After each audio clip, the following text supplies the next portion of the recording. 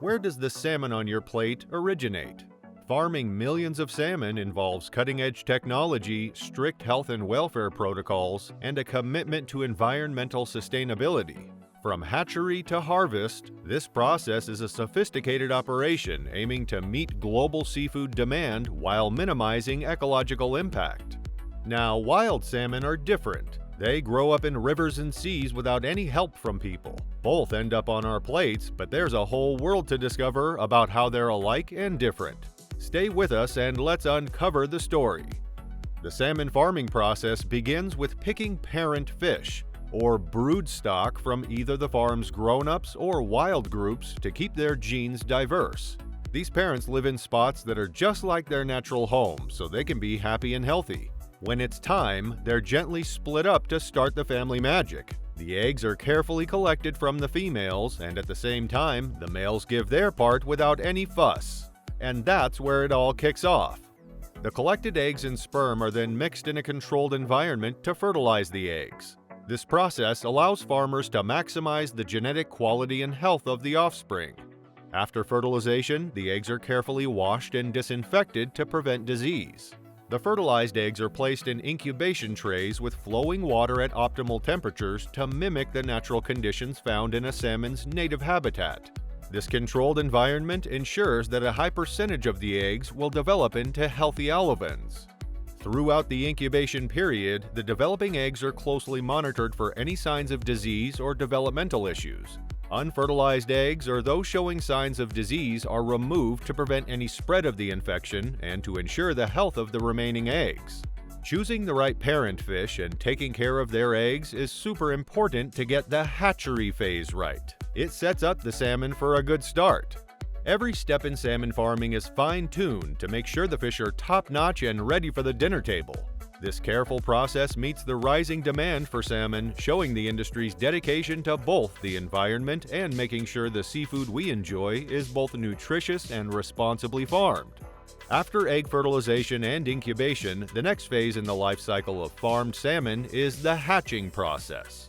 In this stage, those little eggs turn into alevins. These are the first form of young salmon that we can see, complete with their life-sustaining yolk sacs.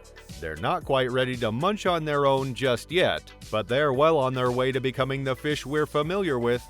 The incubated eggs develop in carefully controlled conditions, with temperature being a critical factor that determines the rate of development.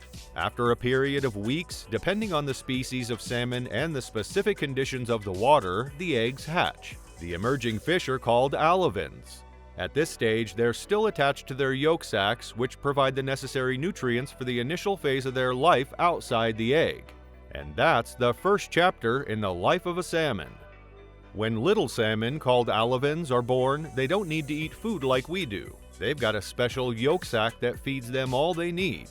They stay safe under the rocks in their hatchery homes, away from any dangers, and grow stronger. The hatchery is made to be like their natural homes in the wild, which helps them grow well and get ready for their next big step in life. As the alevins consume the nutrients in their yolk sacs and begin to grow, they reach a point when they're ready to swim up towards the water surface. This behavior indicates that they're ready to start feeding on external food sources and are transitioning to the fry stage. When the baby salmon, called alevins, turn into fry, it's a big moment because they start eating on their own. The hatchery team gives them special food that's just right for young salmon to grow strong and healthy. This good food gets them ready to move into bigger tanks with fresh water, or even to pens in the sea, depending on how the farm raises them. The young salmon continue to grow rapidly. Hatchery staff closely monitor their health, growth rates, and behavior to ensure they are developing as expected. This includes regular health checks and adjustments to feeding regimens to match the nutritional demands of the growing fish. From hatch to fry, salmon farming is all about getting the little ones off to a strong start. Each careful step helps the fish grow up healthy and ready for the next part of farm life. The attention to detail shows how the industry looks after the environment, the fish, and makes sure the salmon we eat is good for us. After the hatchery phase, farmed salmon enter the freshwater phase of their life cycle. which is a critical period for growth and development before they're ready to transition to seawater. In this stage, young salmon called smolts grow up in tanks designed to feel like rivers. This safe space lets them grow after their tiny fry. As they get bigger, they're called parr and develop stripes that help them hide from predators just like in the wild. This setup at the farm makes sure they stay safe and healthy as they grow. The freshwater environment is carefully managed to optimize conditions for salmon growth. This includes maintaining water quality, temperature, and flow rates to mimic natural river environments as closely as possible. These conditions are crucial for the development of healthy fish and for preparing them for the transition to seawater. In the freshwater phase, salmon are fed a diet formulated to meet their nutritional needs for growth and health. This diet is rich in proteins, fat, vitamins, and minerals. Feeding strategies are employed to ensure efficient feed conversion rates and to minimize waste, contributing to the sustainability of the farming operation. Throughout the freshwater phase, measures are taken to prevent disease and stress, including vaccination programs and the management of fish densities. These practices are essential for raising robust fish capable of thriving in seawater conditions. As salmon approach the end of the freshwater phase, they undergo a physiological process known as smoltification. This process prepares them for life in seawater. Indicators of smoltification include changes in appearance, such as a more streamlined body and a silvery color, as well as behavioral changes. The timing of this transition is carefully managed to align with natural cycles and ensure the smooth transfer of salmon to the seawater phase. Moving smolts from freshwater to the sea is a big step. It's done carefully, using special boats to take them safely to their new homes in the ocean. The freshwater phase is integral to the life cycle of farmed salmon, laying the foundation for their growth and survival in seawater. By carefully managing this phase, salmon farmers can ensure the production of healthy, sustainable seafood to meet global demand. This stage is when salmon grow a lot in the sea until they're big enough to sell. It's a key time for them, helped by smart farming methods that keep the fish healthy and help the environment too. And now, our salmon are thriving thanks to some seriously clever farming. It's all about keeping them healthy and the ocean happy. And hey, if you're enjoying this aquatic world video, why not give a thumbs up, share the love, and subscribe? There's plenty more where this came from, and we don't want you to miss upcoming videos. Let's dive back in. When salmon move from fresh to saltwater, their bodies make changes to get used to the new salty surroundings. This shift is done carefully to keep the fish calm and make sure they can smoothly adjust to living in saltwater. In the sea, salmon live in big pens or cages that try to be a lot like their natural home. This setup lets people feed the fish carefully, keep an eye on their health, and manage everything well. The spots where they put these cages are picked on purpose for good water flow, the right temperature, and the best depth. All these things are super important for the fish to stay healthy and grow properly. In this phase, salmon are fed a diet formulated to promote optimal growth and health. This diet is typically high in protein and fats, including omega-3 fatty acids, which are essential for the development of the fish.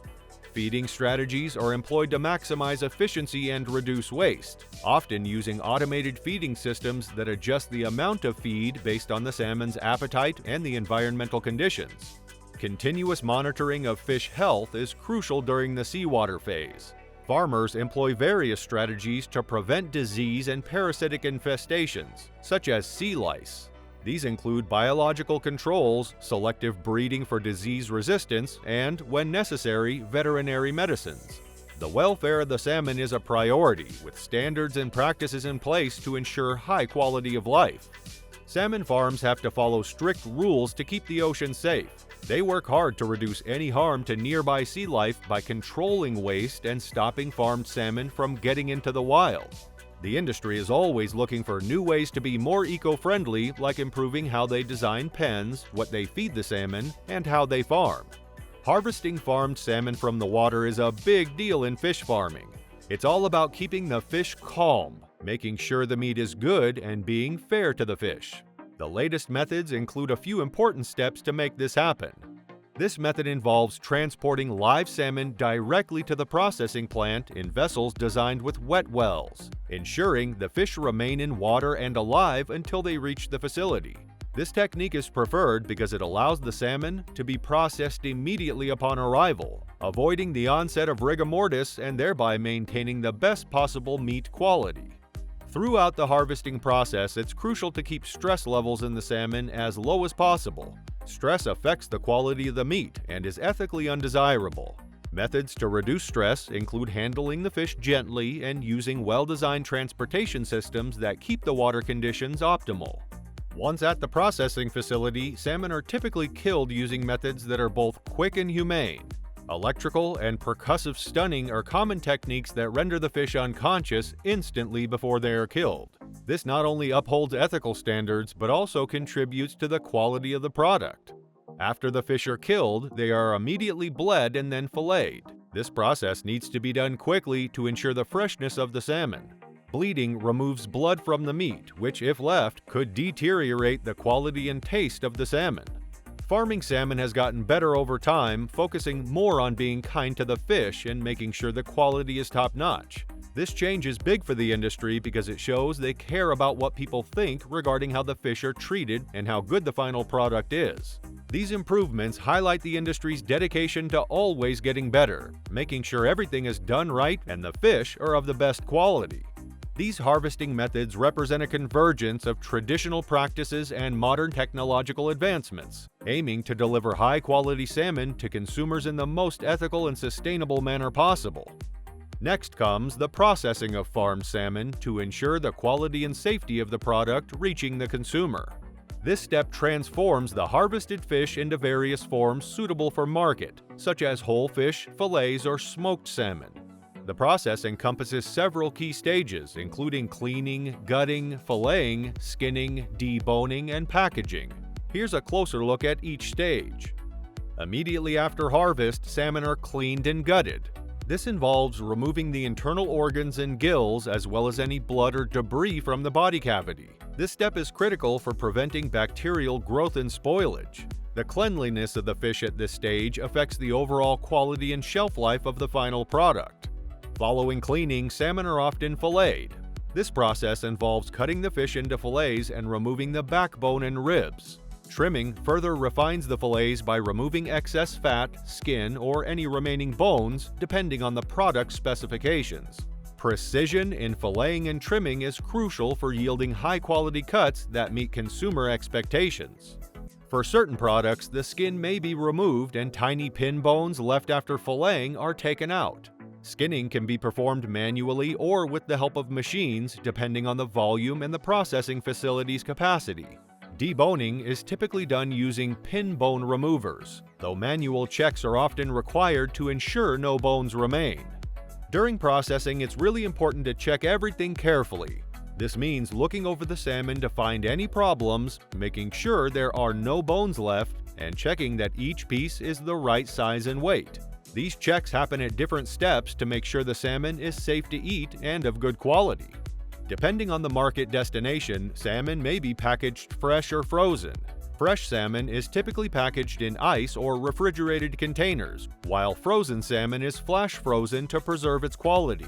Packaging materials are chosen to extend shelf life and maintain product quality during transport.